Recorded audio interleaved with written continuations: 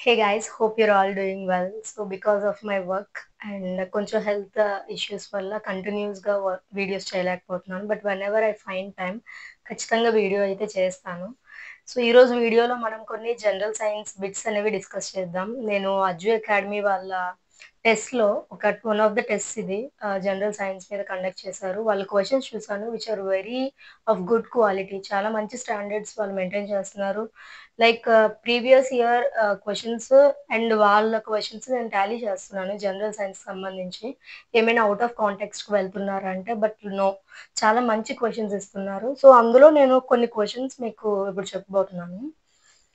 మీరు just 9th and 10th class text books biology, physics, chemistry text books చదువుకుంటే చాలా వరకు జనరల్ సైన్స్ స్కోర్ చేయొచ్చు.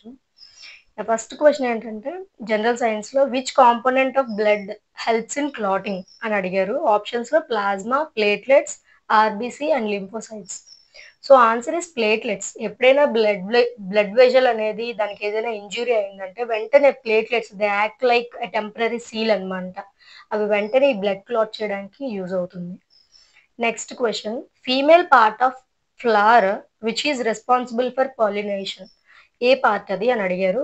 ఆప్షన్స్ లో స్టిగ్మా, యాంథర్, స్టైల్, ఓవరీ ఈ మూడు ఇచ్చారు. So answer is stigma. So ఇలాంటిదే సేమ్ ప్రీవియస్ ఇయర్ క్వశ్చన్స్ కూడా సేమ్ ఇలానే ఉంటాయి అన్నమాట మనకి. లైక్ చూసుకుంటే లాస్ట్ టైంలో transfer of pollen grains through wind is known as ఏమంటారు దాన్ని? అనిమోఫోలియా లేకపోతే హైడ్రోఫిలీ ఇలా ఆప్షన్స్ ఇచ్చాడు. ఆన్సర్ అనిమోఫిలీ. సో చూడండి క్వశ్చన్స్ ఎంత సిమిలర్ గా ఉంటున్నాయో. అందుకే అన్న దే మెయింటైన్ గుడ్ క్వాలిటీ అని. Next question digested food is absorbed in to blood by. ఎలా అబ్జర్బ్ అవుతుంది బ్లడ్ లో ఫుడ్? ఆప్షన్స్ లో villi, liver, pancreas, stomach. So answer is villi. Small intestine లో ఉంటుంది villi which helps in absorb like ఎంత amount of nutrients కావాలా blood vessels blood లోకి అది ఆ బ్లడ్ స్ట్రీమ్ లోకి అబ్జార్బ్ చేసుకుంటుంది villi. Next father of genetics ఎవరైనా అడిగారు. John Gregor Mendel or Gregor Mendel అని అంటారు. ఇతను ఒక Austrian biologist. Next question how many pairs of chromosomes are there in each cell of human being. ఎన్ని pairs ఉంటాయి? మన అందరికీ తెలుసు 23 పెయిర్స్ ఉంటాయి. సో క్వశ్చన్స్ మన ఎగ్జామ్ లో చదువుతున్నప్పుడు చాలా తెలిసినట్టే ఉంటుంది ఎందుకంటే చిన్నప్పుడు నుంచి చదువుకుంటాం కాబట్టి. So revision is very important అన్నమాట. ఈ 9th అండ్ 10th ఈ టెక్స్ట్ బుక్స్ మీద చాలా స్ట్రెస్ చేసి రివైజ్ చేయండి. మీకు చాలా వరకు యూజ్ అవుతుంది. నెక్స్ట్ క్వశ్చన్ వాళ్ళు కొన్ని ఆప్షన్స్ ఇచ్చి దాంట్లో ఏది కరెక్ట్ అని అడిగారు. Heart beat is less than pulse rate, heart beat is more than pulse rate, heart beat is equal to pulse rate or there is no relation both.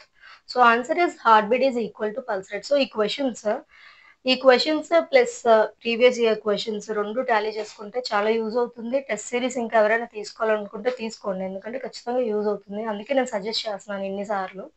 Because తక్కువ టైంలో మనం అన్ని చదవడం కష్టం.